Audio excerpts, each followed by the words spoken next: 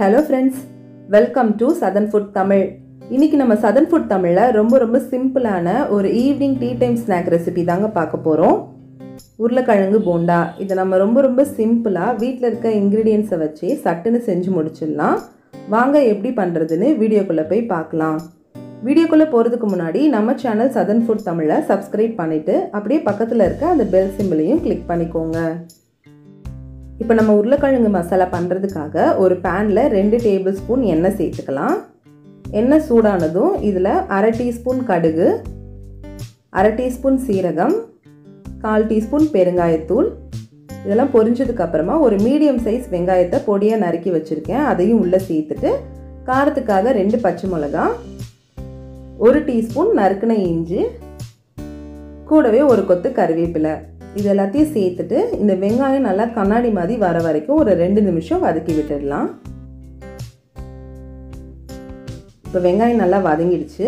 இதில் 1/4 டீஸ்பூன் மஞ்சள் தூள், 1/4 டீஸ்பூன் மிளகாய் தூள், கூடவே ஒரு 1/4 டீஸ்பூன் கரம் மசாலா. இப்போ இந்த டிஷ்ஷுக்கு தேவையான உப்பு சேர்த்துக்கலாம். நான் ஒரு 1/2 டீஸ்பூன் உப்பு சேர்த்துக்கிறேன். இந்த மசாலாவோட பச்சை வாசனை போகிற அளவுக்கு நம்ம நல்லா வதக்கி விட்டுடலாம். இப்போ பாருங்கள் மசாலாவோட பச்சை வாசனைலாம் போயிடுச்சு. இதில் நான் ஒரு பெரிய சைஸ் உருளைக்கிழங்கு 2 நல்லா வேக வச்சு மசிச்சு உள்ளே சேர்த்துக்கிறேன். இதை நல்லா அந்த மசாலாவோட பைண்ட் ஆகிற மாதிரி இந்த மாதிரி மிக்ஸ் பண்ணி விட்டுருங்க. மிக்ஸ் பண்ணிவிட்டு இதில் ஒரு கொத்தமல்லி இலையை சேர்த்துக்கோங்க. கூடவே 1 டீஸ்பூன் எலுமிச்சை சாறு சேர்த்துக்கோங்க. ஃப்ளேவர் ரொம்ப நல்லாயிருக்கும். சேர்த்துட்டு இதை நல்லா மிக்ஸ் பண்ணி விட்டுட்டு ஃப்ளேமை ஆஃப் பண்ணி இதை நல்லா ஆற விட போகிறோம். இப்போ பாருங்கள் இது நல்லா ஆறிடுச்சு. இதை நம்ம இந்த மாதிரி சின்ன சின்ன உருண்டைகளாக உருட்டி எடுத்துக்கலாம். இப்போ பாருங்கள் எல்லாத்தையுமே இந்த மாதிரி சின்ன சின்ன உருண்டைகளாக உருட்டி எடுத்துக்கலாம். இப்போ ஒரு பவுலில் 1 கப் கடலை மாவு, 1/4 கப் அரிசி மாவு, ஒரு 1/4 டீஸ்பூன் போல் சீரகம், ஒரு பிஞ்ச் மஞ்சள் தூள், 1 டீஸ்பூன் மிளகாய் தூள், 1/2 டீஸ்பூன் உப்பு இது எல்லாத்தையும் சேர்த்து ஃபஸ்ட்டு நல்லா மிக்ஸ் பண்ணி விட்டுருங்க. இப்போ இதில் நம்ம தண்ணி ஆட் பண்ணிக்க போகிறோம். தண்ணியை கொஞ்சம் கொஞ்சமாக சேர்த்து மிக்ஸ் பண்ணிக்கோங்க. பேட்டர் ரொம்ப திக்காகவும் இருக்கக்கூடாது, தண்ணியாகவும் இருக்கக்கூடாது. நம்ம தோசை மாவெல்லாம் கரைப்போம் இல்லையா, அந்த பதத்துக்கு இருக்கணும். இந்த மாதிரி தோசை மாவு பதத்துக்கு கரைச்சி எடுத்துக்கோங்க.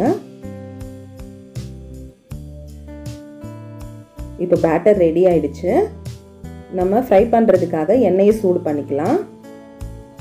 எண்ணெய் சூடானதும் நம்ம பால்ஸ் பிடிச்சி வச்சுருக்க உருளைக்கிழங்கு மசாலாவை இந்த கடலை மாவு பேட்டரில் நல்லா கோட் பண்ணி எடுத்துக்கலாம். எடுத்துட்டு மீடியம் ஃப்ளேமில் வச்சு ஒரு பால்ஸையும் உள்ளே சேர்த்துக்கலாம். இப்போ பாருங்கள் நான் எல்லா பால்ஸுமே உள்ளே சேர்த்துட்டேன். இப்போ இதை நம்ம கோல்டன் ப்ரௌன் கலரில் வர வரைக்கும் நல்லா பொரிச்சு எடுத்துக்க போகிறோம் மீடியம் ஃப்ளேமில் வச்சு. ஏற்கனவே உள்ளே இருக்க மசாலாலாம் வெந்துருச்சு, மேலே இருக்கிற அந்த லேயர் தான் வேகணும். இப்போ பாருங்கள் நல்லா கோல்டன் ப்ரௌன் கலரில் வந்துடுச்சு.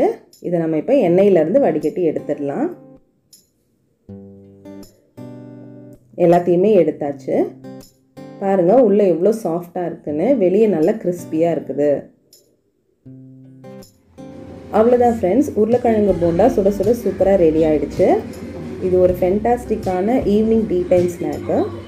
ரொம்ப சட்டுன்னு செஞ்சு முடிச்சிடலாம். நீங்களும் இதை கண்டிப்பாக உங்கள் வீட்டில் ட்ரை பண்ணி பார்த்துட்டு எப்படி இருந்ததுன்னு உங்களுடைய கருத்துக்களை கமெண்ட் பாக்ஸில் பதிவிடுங்க. இந்த வீடியோ உங்களுக்கு பிடிச்சிருந்ததுன்னா லைக் பண்ணுங்கள், உங்கள் ஃப்ரெண்ட்ஸ்க்கெலாம் ஷேர் பண்ணுங்கள். திரும்ப வேற ஒரு ரெசிபியோடு சந்திக்கிறேன். தேங்க்யூ.